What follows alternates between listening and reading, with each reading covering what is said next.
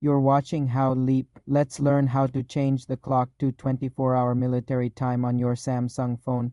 Open the Settings app, scroll down and tap on General Management. Tap on Date and Time. Look for the option that says Use 24-hour format. Tap the toggle switch next to it to turn it on.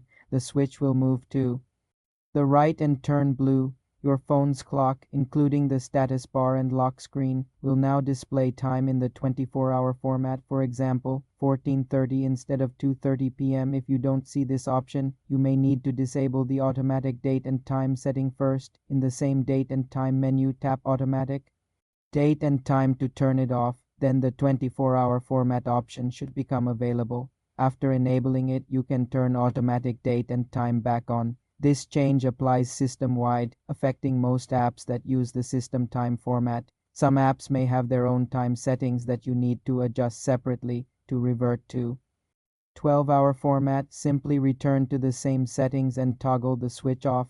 This is a simple but useful customization for those who prefer military time. For more simple computer tutorials, subscribe to the channel.